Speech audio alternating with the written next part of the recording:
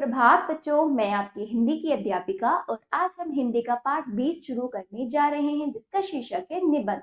तो चलिए शुरू करते हैं। पाठ 20 निबंध। अंग्रेजी में हम इसको क्या कहेंगे? ऐसे कहेंगे। तो चलिए बच्चों शुरू करते हैं।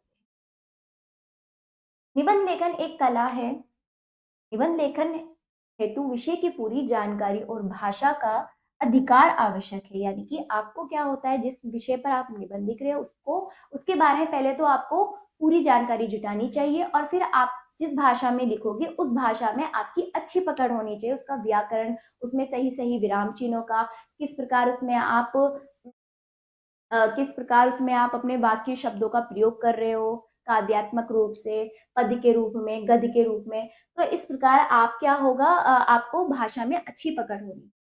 निबंध की विषय वस्तु का क्रमबद्ध ढंग से प्रस्तुत करना चाहिए। क्रमबद्ध ढंग से होना चाहिए, है ना। जब आप जिस विषय के बारे में बता रहे हो क्रमानुसार होना चाहिए। ऐसा नहीं है कि आपने अभी ये वाली उसका अर्थ नहीं बताया, कुछ नहीं बताया, तो पहले आप उसके लाभ के बारे में, तो हम किसी भी विषय के बारे में क्या होता है, पहले हम उसके बारे में सामान्य जानकारी, फिर उसका महत्व, उसकी हानि, उसके कारण, ये सब आपको क्रम अनुसार लिखना चाहिए अच्छे अच्छे से। ठीक है। और किसमें लिखना चाहिए आपको? अनुच्छेदों में लिखना चाहिए। ठीक है। सरलता एवं रोचकता हेतु छोटे छोटे अर्थपूर्ण वाक्यों का प्रयोग करना चाहिए, है ना। सरलता सरलता से लिखना चाहिए। अपने मुश्किल कठिन शब्दों का प्रयोग ज्यादा ना करें। जो पढ़ने वाले को क्या लगे कि उसको समझ ना आए, तो सरल रूप से, स्पष्ट रूप से, फिर आप उसमें छोटे छोटे वाक्यों का, और उसमें कभी कभी आप अपनी कविता, 2 पंक्ति कविता की लिख सकते हो। उस विषय से संबंधित कविता होनी चाहिए। आपने बाहर से लिख दी, इससे क्या होगा, आपका निबंध जो ना प्रभावित प्रभावित रूप क्या होगा, और अच्छा प्रभावी हो जाएगा, है ना। ठीक है। आगे उसमें रोचकता आ जाएगी। छोटे छोटे अर्थपूर्ण वाक्यों का प्रयोग करें। विषय वस्तु की मुख्य बातों को अलग अलग अनुच्छेद के माध्यम से व्यक्त करना चाहिए, है ना। जो भी आपका विषय है उसके बारे में अलग अलग अनुच्छेदों में उसका हर प्रकार की मुख्य बातों को आपको लिखना चाहिए। आवश्यकता अनुसार मुहावरे एवं लोकोक्तियों के प्रयोग से निबंध की शैली प्रभावपूर्ण बनती है। जैसे कि मैंने बताया, मुहावरे, लोकोक्तियां, कविताओं का आप प्रयोग कर सकते हैं। इससे क्या होगा, आपकी जो निबंध की शैली है, जो आपका निबंध का भाव है, बहुत प्रभावपूर्ण बनता जाएगा, है ना। चलिए, जैसे कि आप देखिए उदाहरण के तौर पे परिश्रम का महत्व। ये आपका विषय है, परिश्रम का महत्व, शीर्षक निबंध का। तो इस पे आपको लिखना है। तो सबसे पहले देखिए बच्चों, आप ना रूपरेखा लिखिए। में नहीं है पर आपको लिखनी है रूपरेखा। रूपरेखा में क्या होगा, प्रत्येक अनुच्छेद की जो हेडिंग होगी, जो जो विषय वस्तु के बारे में जो कुछ बता रहे हो, वो चीजें आपकी यहाँ पर, वो पॉइंट्स यहाँ पर होने चाहिए, है ना। तो पहले रूपरेखा लिखकर आप इस तरह से शुरू करेंगे। जैसे प्रस्तावना है, तो पहले रूपरेखा में प्रस्तावना, फिर क्या है, विषय वस्तु, जो भी आप उसके बारे में, लाभ, हानि, कारण, जो भी निबंध में जो भी आपका दिया गया है उसका, फिर अंत में उपसंहार जरूर लिखना है। ठीक है। उपसंहार के अंतर्गत आपको लिखना है कि चीजें जो भी हैं, जैसे भी हैं, पर प्रभावी रूप से हैं। तो इस प्रकार आप संहार और प्रस्तावना को प्रभावी ढंग से लेंगे। एक तो प्रस्तावना आपका निबंध का प्रभावी रूप होता है, और एक उपसंहार जो पढ़ने वाले को एक क्या आ जाए, एक उसके मस्तिष्क में चीजें क्या आ जाए, घर कर जाए। तो उपसंहार आपका ऐसा होना है। जो उपसंहार आपका अंत में होता है बच्चों, अंत में कही गई उस निबंध से व उस विषय से संबंधित बातें जो क्या होते हैं, थोड़ा आप काव्यात्मक रूप से लिख सकते हो, उसमें मुहावरा लिख सकते हो, जिससे कि पढ़ने वाला जब निबंध के अंत में आएगा तो उसके दिमाग में क्या हो जाएगी, वो उस विषय वस्तु के बारे में चीजें क्या होगी, घर कर जाएंगी। तो ये सब तरीके हैं निबंध लिखने के। ठीक है। चलिए, जैसे परिश्रम का महत्व। परिश्रम में आप प्रस्तावना से शुरू करेंगे। परिश्रम में ही विकास का रहस्य निहित है। परिश्रम के बल पर ही मनुष्य ने ज्ञान विज्ञान के क्षेत्र में सभी उपलब्धियों को प्राप्त किया है। परिश्रम यानी मेहनत, है ना। मेहनत से ही हर चीज सुखमय होती है ना। तो बैठे बिठाए जो चीज मिलती है उससे क्या होता है, हम अधिक समय तक सुखी रह सकते हैं। तो हमें परिश्रम करना बहुत जरूरी है। ठीक है। और ईश्वर भी परिश्रमी व्यक्ति की ही सहायता करता है। इस प्रकार परिश्रम के रूप में आप प्रस्तावना शुरू करेंगे, फिर इस तरह से आप पंक्ति लिख सकते हैं, वाक्य लिख सकते हैं। परिश्रम ही सफलता की कुंजी है। यदि आप सफल होना चाहते हैं तो आपको परिश्रम करना ही पड़ेगा। तो इस प्रकार अपने विचार खुले रूप से आप लिख सकते हैं परिश्रम के प्रति, उसको प्रभावी ढंग से लिखकर। ठीक है, इस तरह से एक अनुच्छेद हो गया। फिर दूसरा इतिहास साक्षी है कि जिन लोगों ने निरंतर परिश्रम किया है वे सफल भी रहे हैं, है ना। बहुत समय से लेकर अब तक कई सारे तपस्वी, ऋषि, मुनि, वैज्ञानिक निरंतर परिश्रम करके कई सारे आविष्कार कर चुके हैं। खिलाड़ी, अभिनेता, चिकित्सक, कई प्रकार के लोग, ये सब इन सब चीजों में महारत हासिल करी है परिश्रम के बल पे, है ना।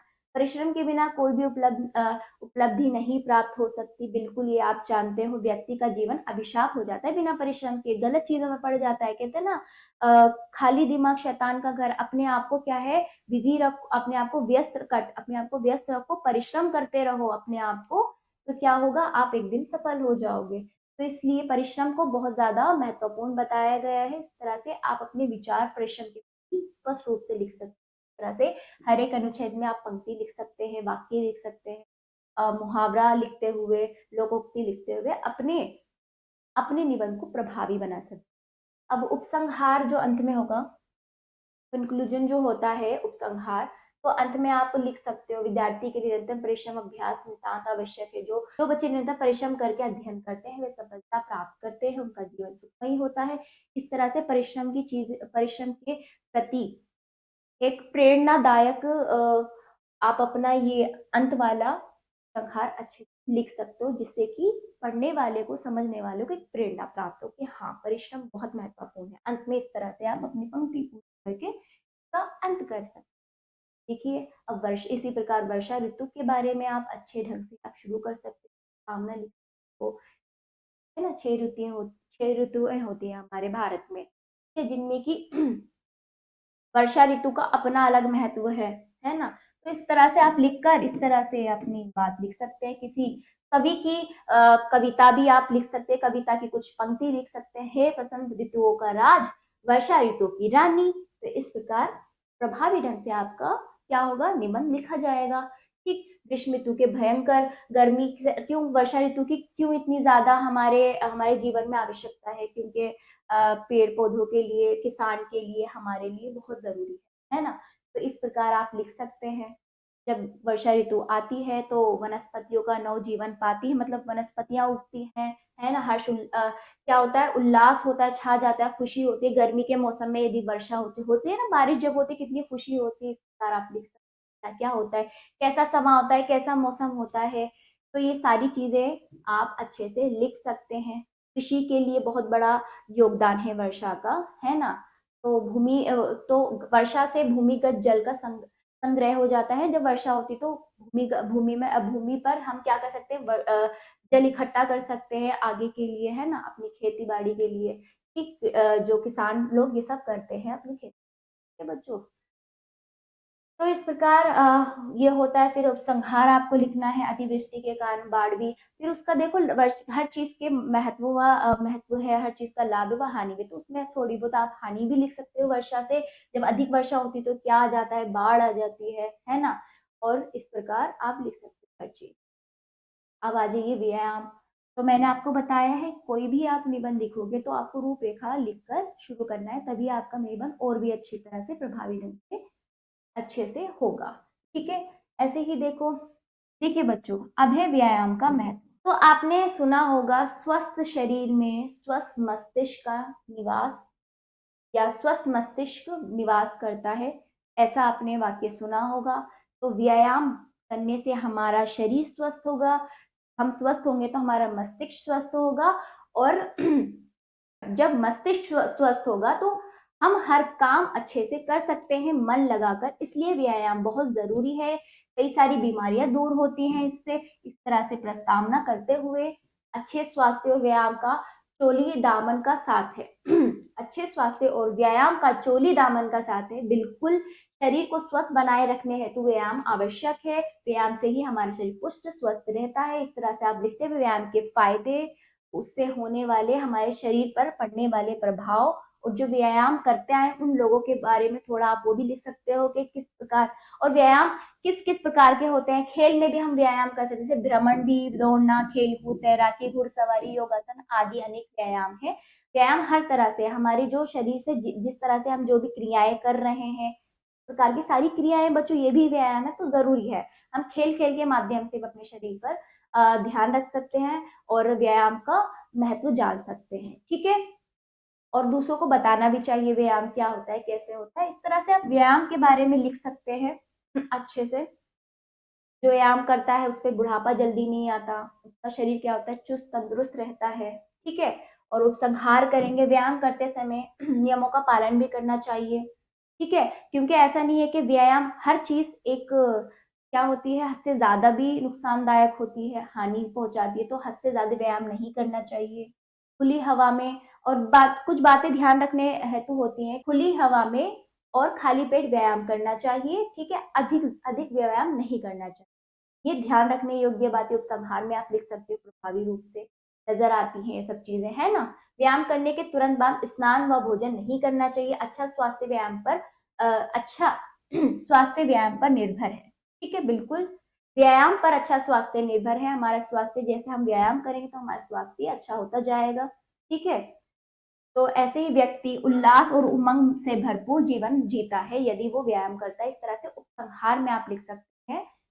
इस प्रकार से हमें उसके नियमों का पालन भी करना है, हर चीज के नियम होते हैं उनका हमें ध्यान रखना है, तो ही वो चीज हमारे लिए लाभदायक होगी। अगला देखिए, हमारे राष्ट्रीय पर्व।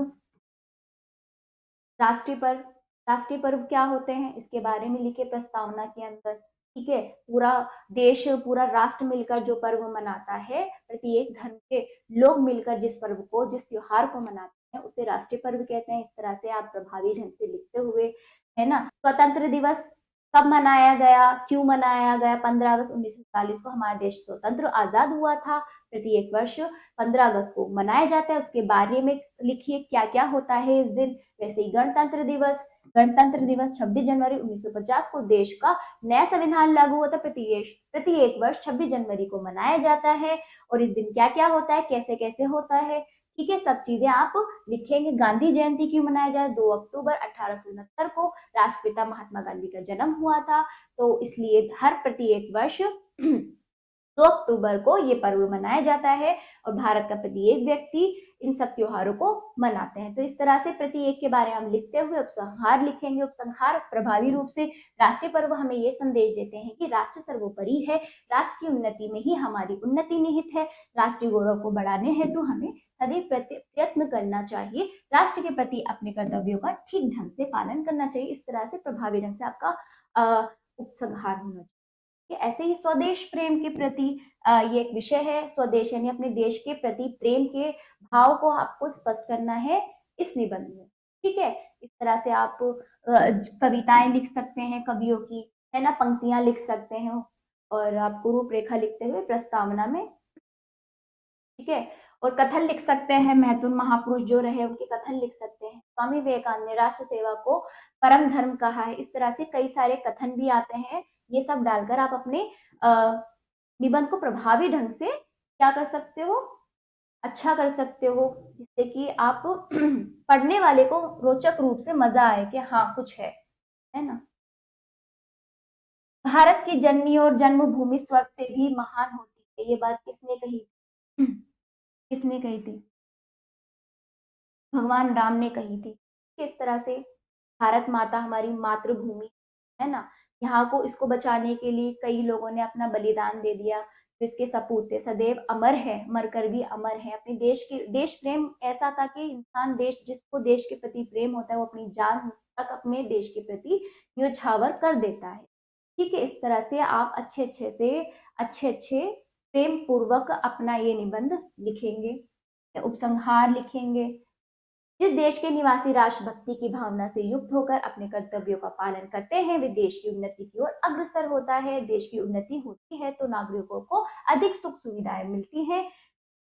ठीक है, जापानियों के देश प्रेम और कर्तव्य पालन के कारण जापान उन्नति के शिखर पर है। यानी कि देखो, जापान जो है देश, वहां पर बहुत हालात खराब थे, लेकिन वहां के जो निवासी थे उन्होंने अपने देश के प्रति बहुत ज्यादा परिश्रम किया, अपने देश से प्रेम किया। बहुत जल्दी से वहां पर वो क्या हो गया, उठ खड़ा हुआ, उन्नति के शिखर पर आ गए। ऐसे ही अपने देश के प्रति, देश जहां जहां के नागरिक हो, अपने देश के लिए, अपने देश की उन्नति के लिए बहुत तरह के प्रयास करें, जिससे कि देश का क्या हो, देश का शिखर ऊंचा हो, उन्नति हो। ठीक है, इस तरह से आप अपनी पंक्ति लिखते हुए, जिए तो सदा इसी के लिए, यही अभिमान रहे यह हर्ष, निछावर कर दे हम सर्वस्व हमारा प्यारा भारतवर्ष। सर आप लिख सकते। दूरदर्शन, दूरदर्शन का महत्व, कारण, है ना, उससे होने वाली हानि, उपसंहार, ये सब लिख सकते हैं। कब हुआ था आविष्कार? 1925 में जॉन एल बेयर्ड ने इसका आविष्कार किया था। दूरदर्शन क्या? दूर दूर से मतलब दूर की जानकारी व दूर से चीजों को देखना, है ना। तो दूरदर्शन ये है इसका। जैसे टीवी, टीवी क्या है? हमारा दूरदर्शन है। कई सारी चीजें आ जाती हैं आजकल। अब फिर ये लिख सकते हैं दूरदर्शन का अन्य तरह से भी अलग अलग जगह पे प्रयोग हो रहा है, तरह आप अच्छे से लिख सकते हो। आधुनिकीकरण में दूरदर्शन अत्यंत महत्वपूर्ण भूमिका निभा रहा है। दूरदर्शन पे प्रसारित कृषि से संबंधित, मतलब किसान को कृषि से संबंधित काफी सारे लाभान्वित नियम और कार्यों का पता चल रहा है, किस तरह से वो अपनी कृषि को अच्छा व सही कर सकता है। कई सारी जानकारी, अच्छी अच्छी जानकारी हमें दूरदर्शन पर मिलती है। तो इस प्रकार इसकी लाभ है तो हानियां भी है ना। ज्यादा देखने से, टीवी देखने से आंखें खराब हो जाती है। इस तरह से आप इसकी हानियां भी लिख सकते हैं, महत्व, लाभ, हानि, है ना। और इसका अन्य अन्य जगहों पर किस प्रकार इसका महत्व रहा है, किस तरह से किसान के लिए ये क्या है, लाभदायक है। किसान अपने खेती संबंधित जानकारियां लेता है। वह अन्य जानकारी, हम दूर बैठे अन्य देशों की जानकारी ले सकते हैं कि वहाँ के हालात क्या है, कैसे देखते हुए, है ना। चलिए, दूरसंचार में दूरदर्शन की महत्ता दिन प्रतिदिन बढ़ती जा रही है। इस तरह से जागरूकता बढ़ती जा रही है। प्रत्येक देश के बारे में हम घर बैठे जानकारियां ले सकते हैं। तो इस प्रकार आप अच्छे से इसको प्रभावी ढंग से लिख सकते हैं। ऐसे ही समाचार पत्र का महत्व। समाचार पत्र जिज्ञासा मनुष्य के स्वाभाविक गुण है, यानी जिज्ञासा यानी जिसमें कुछ जानने की इच्छा, है ना। आदिकाल से मनुष्य में अपने आसपास तथा दूर घटी घटनाओं एवं समाचारों को जानने की जिज्ञासा रही है। मनुष्य में क्या है, सब कुछ ना कुछ जानने की जिज्ञासा रही है बहुत पहले समय से। कारण समाचार पत्रों का विकास हुआ है ना। सर्वप्रथम समाचार पत्र वेनिस नगर में प्रकाशित हुआ। हमारे देश में सर्वप्रथम इंडिया गजट, कौन सा समाचार पत्र हुआ हमारे देश में? इंडिया गजट सबसे पहला समाचार पत्र निकला था। ठीक है। इसमें समाचार पत्र में विभिन्न भागों, विविध भाषाओं व अनेक समाचार पत्र देश के विविध भागों में, विविध भाषाओं मतलब अलग अलग भाषा, अलग अलग भागों में अनेक समाचार पत्र प्रकाशित हुए, जैसे कि दैनिक जागरण, राष्ट्रीय सहारा, हिंदुस्तान, स्वतंत्र भारत, पंजाब केसरी, पांचजन्य, ठीक है, ये भी एक समाचार पत्र का नाम है, नव भारत टाइम्स आदि। ये सारे क्या समाचार पत्र जो हमारे देश में चलते हैं अलग अलग भागों व अलग अलग भाषा में। इस प्रकार आप प्रस्तावना में ये लिख सकते हैं। फिर क्या है, क्या आवश्यकता है, इसका महत्व समाचार पत्र का आप अच्छे से लिख सकते हैं। ज्ञान की प्राप्ति होती है, सरल रूप से हम घर में बैठे कम कीमत में बहुत सारी चीजें, बहुत सारी जानकारी प्राप्त कर लेते हैं। ठीक है। और आज ये भी लिखिए कि समाचार पत्रों का अन्य अन्य प्रयोजनों में भी क्या हो रहा है, बहुत ज्यादा प्रयोग हो रहा है। ठीक है। इस तरह से कई सारी चीजें हम समाचार पत्र पर देख सकते हैं, जैसे खेलकूद, राजनीति, रोजगार आदि संबंधित तरह तरह की सूचनाएं छपी होती हैं। इसे पढ़कर लोग लाभान्वित होते हैं। ठीक है। नौकरियां भी निकलती हैं, है ना। आजकल बहुत सारी चीज समाचार पत्र पर छपती है। तो इस प्रकार आप प्रस्तावना, विषय वस्तु, समाचार पत्र के लाभ का अन्य स्थानों पे प्रयोग और उस पे क्या क्या विषय है, हम उसमें क्या क्या जानकारी लेते हैं, बहुत अच्छे से आप इसको लिख सकते हैं। फिर समाचार पत्र समाज के प्रहरी है। इस तरह से आप अच्छे से समाचार पत्र के महत्व को लिख सकते हैं। ठीक है। क्या है? प्रहरी है। समाचार पत्र मतलब समाज के प्रहरी है, पूरे समाज की हमें जानकारी देते हैं, प्रहरी है। समाचार पत्रों के माध्यम से सरकार की गलत नीतियों का विरोध किया जाता है ना। कई प्रकार से एक क्या है कि हम समाज से जुड़े रहते हैं बच्चों, देखो इसलिए तो प्रहरी है। समाचार पत्र जो पढ़ता है वो समाज से जुड़ा रहता है, समाज में क्या हो रहा है, क्यों हो रहा है, कैसे हो रहा है, इस बात का हमें क्या होता है, इस बात का बोध रहता है। ठीक है। दुख दर से संबंधित खबरों को प्रकाशित कर सरकार ध्यान आकर्षित किया जा सकता है ना। तो इस तरह से किया जाता है।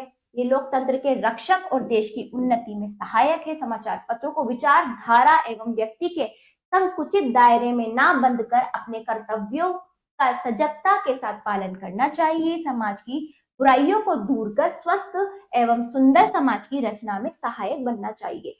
तो देखिए, आपने देखा उपसंहार और प्रस्तावना प्रभावी ढंग से लिखा जाता है और बीच में क्या विषय वस्तु, उसके बारे में, उसके लाभ, उसके कारण, उसकी हानि, हर चीज की लिखी जा सकती है। ठीक है, तो इस तरह से उपसंहार देखिए कितने प्रभावी ढंग से लिखा गया है, तो उसी प्रकार से आपको लिखना है। चलिए, अब अगला है अनुशासन का महत्व, है ना। अनुशासन यानी नियमों के अनुसार, नियमों में रहना, नियमों के अनुसार अपना जीवन व्यतीत करना। किसी भी राष्ट्र की उन्नति उसके नागरिकों पर निर्भर करती है ना। यदि आप चाहते हो, ठीक है, नागरिकों के समुचित विकास के लिए अनुशासन अत्यंत आवश्यक है। अनुशासन युक्त व्यक्ति की सफलता अनुशासन युक्त व्यक्ति ही सफलता प्राप्त करता है, यानी सफलता बहुत महत्वपूर्ण है। यदि आपके लिए सफलता बहुत महत्वपूर्ण है तो आपको अपना जीवन अनुशासन में व्यतीत करना चाहिए, यानी कि नियमों का पालन करना चाहिए। समाज ने जो नियम बना दिया उस नियमों के अंतर्गत यदि रहकर आप जीवन व्यतीत कर रहे हैं तो इस प्रकार आप अनुशासन में रहकर अपना जीवन सफल कर सकते हैं। अनुशासन का महत्व, इस तरह से विद्यार्थी के जीवन में अनुशासन का विशेष महत्व है। इस तरह से आप लिखते हुए, अच्छे से अनुशासन के बारे में लिखते हुए उपसंहार लिखेंगे। अनुशासन का प्रारंभ परिवार से होता है। बिल्कुल, हमारे परिवार से तो हम ये सब चीजें सीखते हैं जब हम छोटे से होते हैं, तभी से ही हमें अनुशासन सिखाया जाता है, एकदम नहीं आता है। अनुशासन वह सेतु है जिस पर चलकर मनुष्य सफलता को प्राप्त करता है। अनुशासनहीन व्यक्ति का जीवन जटिलताओं यानी मुश्किलों से परिपूर्ण और उद्देश्यहीन, उसकी जिंदगी में कोई उद्देश्य नहीं होता है। जो अनुशासन में रहकर जीवन व्यतीत, जो अनुशासन में उसके जीवन का कोई उद्देश्य होता है, और जो नहीं उद्देश्यहीन होता है। ठीक है, और अनुशासन सामाजिक, राष्ट्रीय और व्यक्तिगत आवश्यकता है। हमें स्वयं अनुशासित रहते हुए दूसरों को भी अनुशासित रहने हेतु प्रेरित करना चाहिए, है ना। तो यदि आप अच्छे नागरिक बनना चाहते हैं तो अपने जीवन को अनुशासन में लाइए और उसमें अपना जीवन व्यतीत कीजिए। देखिए, आपके आसपास का माहौल, सब चीजें बहुत अच्छी हो जाएंगी और आप सफल हो जाओगे। आपके देश की उन्नति भी आपके अनुशासन रहने पर निर्भर करती है, अनुशासित रहने पर निर्भर करती है। अब देखिए, समय का सदुपयोग यानी समय, टाइम, हम किस तरह से अपने समय का सदुपयोग कर रहे हैं और किस तरह से दुरुपयोग कर रहे हैं।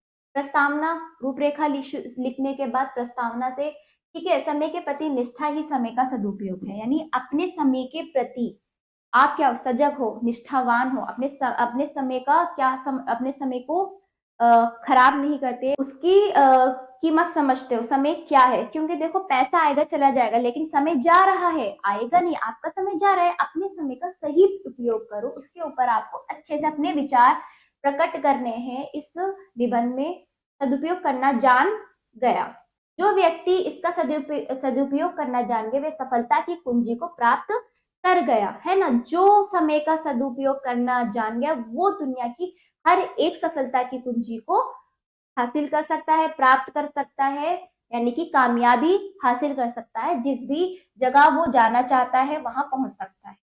ठीक है, समय सबसे अधिक बलवान है। ठीक है, आपके अंदर आलस नहीं होना चाहिए। विश्राम करते करते आप आलस्य से भर जाते हो, आलसी बन जाते हो। ठीक है, किसी की प्रतीक्षा मत करो, अपने समय को बर्बाद मत करो। अपने आप अपने बारे में और अपने समय के बारे में सोचो। इस तरह से आप प्रस्तावना में पूरा सार लिखेंगे। इस निबंध में जो भी आप प्रस्तावना के अंदर लिखेंगे, फिर उसको खुलकर अपनी विषय वस्तु के बारे में अच्छे से अपने विचार लिखेंगे। साथ में आप वाक्य पंक्तियों का भी प्रयोग कर सकते हैं। जैसे देखिए, काल करे सो आज कर, आज करे सो अब, कल में परलय होएगी, बहुरी करेगो कब। तो इस तरह से आप प्रभावी ढंग से, ये चीजें अच्छी लगती हैं तो आप इनका प्रयोग कर सकते हैं। छात्रों के जीवन में समय का सदुपयोग, ये भी आप एक अपना क्या लिख सकते हो, अनुच्छेद इसके ऊपर लिख सकते हो, है ना। अपने अनुच्छेद का शीर्षक लिख सकते हो। ठीक है, और फिर आपने जो जो समय का, उनका उदाहरण भी लिख सकते हो, जो समय का सदुपयोग करके जिन्होंने महान कार्य करे हैं उनका भी आप उदाहरण लिख सकते हो। चाणक्य के समय के महत्व को विशिष्ट स्थान दिया था। गांधी जी ने कहा था, जीवन का प्रत्येक क्षण भविष्य का निर्माता है। जो व्यक्ति इसके महत्व से अनजान बनता है उसके पास केवल पछतावा रह जाता है। बिल्कुल, इस तरह से आप लिख सकते हो। उपसंहार में भी आप समय के बारे में लिख सकते हो। अगला देखिए बच्चों, 10, निबंध नंबर 10 देखिए, विज्ञान वरदान या अभिशाप। प्रस्तावना के अंदर आप क्या हो, पूरे प्रस्तावना में क्या होता है बच्चों, आपका जो निबंध का सार होता है ना वो लिखा जाता है, फिर उस निबंध के बारे में खोलकर आप विषय वस्तु में लिखते हो, और फिर उपसंहार में वो चीजें लिख सकते हो आप जिससे कि कोई सीख मिले, कोई उस चीज का महत्व सीख के साथ आप वहां पर लिख सकते हो, इस पढ़ने वाले के दिमाग में वो चीज घर कर जाए। तो विज्ञान वरदान या अभिशाप, तो विज्ञान वरदान है या अभिशाप? हमारे लिए वरदान भी है, कहीं कहीं अभिशाप भी है, हमें उससे लाभ भी हो रहा है। आधुनिकरण हो गया, बहुत तेजी से विज्ञान हमारे जीवन में महत्वपूर्ण योगदान दे रहा है, बहुत सारी चीजों का आविष्कार कर रहा है, हमारा जीवन आसान हो गया, सफल हो रहा है, परंतु उससे हानियां भी हो रही है। विज्ञान में कई सारी जैसे कि आज देखिए विज्ञान तेजी से, वाहन इतने सारे बन गए, लेकिन वाहनों से निकलने वाले धुआं हमारे क्या पर्यावरण को क्या कर रहे हैं, पर्यावरण को नुकसान पहुंचा रहे हैं, हानि पहुंचा रहे हैं, यानी कि हर एक चीज का लाभ है तो उससे मिलने वाली हानि भी है। तो लेकिन देखा जाए तो अधिकतर उपसंहार में आप क्या लिखेंगे, सब कुछ वरदान और अभिशाप के बारे में खुलकर लिखने के बाद उपसंहार में लिखेंगे विज्ञान एक तरफ वरदान के रूप में हमारे जीवन को सुंदर बनाने में लगा हुआ है, परंतु दूसरी तरफ इसके द्वारा दी गई सभी सुख सुविधाएं प्राणघाती यानी क्या है, हमारे जीवन के लिए घातक भी बन जाती हैं। आज ऐसे ऐसे अस्त्र शस्त्र का विकास हुआ है जिनके बारे में इससे पहले सुनाया देखा नहीं गया था। ऐसे अस्त्र शस्त्र के एक बार प्रयोग करके मात्र कई शहर एक साथ नष्ट हो जाते। तो विज्ञान क्या है, उसे अणुशक्ति कहते हैं, है ना। अणुशक्तियां क्या पूरे पूरे देश पर फेंक दी जाती हैं, वहां के प्रत्येक बच्चा बड़ा सब उस पर असर पड़ता है। अणुशक्ति के प्रयोग से बड़े बड़े बिजली भी बन सकते हैं, है ना। तो फिर देखिए एक तरह से क्या है कि एक दूसरे पर क्या करा जा रहा है, अस्त्र शस्त्र का प्रयोग किया जा रहा है ना। एक दूसरे का घातक, एक दूसरे का जीवन के लिए क्या है, अस्त्र शस्त्र घातक है। लेकिन अणुशक्ति जो है उसका प्रयोग बड़े बड़े बिजली घर बनाने में भी किया जा रहा है, और पलक झपते ही लाखों लोगों की जान भी जा सकती है। ये तो हमारी विवेक बुद्धि पर निर्भर करता है कि हम इसका उपयोग किस प्रयोजन हेतु करते हैं। देखिए नुकसान तो है और लाभ भी है, हानि भी, लेकिन हमें दूर तक, हमें कोई भी चीज आविष्कार, यदि हम कोई चीज बना रहे हैं, आविष्कार करें, तो उसको दूर तक आप सोचे कि इससे होने वाला लाभ कितना है, हानि यदि हानि अधिक है तो वो चीजें ना बनाई जाए, है ना। तो और सोच समझ के उसका प्रयोग किया जाए। तो इस तरह से आप उपसंहार में लिख सकते हैं ताकि लोगों को ये चीज समझ आए। चलिए आओ करें अभ्यास। निम्नलिखित में से किसी एक विषय पर निबंध लिखिए। किसी एक विषय पर आपको निबंध लिखना है। मेरे जीवन का लक्ष्य, पर्यावरण प्रदूषण, हमारा देश, वनों का महत्व, विज्ञान और हम, गणतंत्र दिवस। इन पर इन विषयों में एक विषय कट, इन सभी विषयों में एक विषय पर आपको अच्छे से निबंध लिखना है रूपरेखा के साथ, और प्रत्येक अनुच्छेद का क्या डालना, शीर्षक डालते हुए अच्छे लिखना है। उपसंहार प्रभावी ढंग से आपको एक सीख के रूप में लिखना है, और आप हर एक अनुच्छेद के बाद वाक्य प्रयोग में क्या क्या, कभी एक कविता लिख सकते हो, कभी किसी का कथन लिख सकते हो, मुहावरा, लोकोक्ति, क्या आप अच्छे से पूरा करेंगे। तो ये पाठ समाप्त हुआ, और ये हिंदी की पुस्तक भी यहाँ पर आपकी समाप्त हुई। आशा करती हूँ आपको ये अच्छी आया होगा, साथ कीजिएगा। और अब हम चलते हैं, धन्यवाद।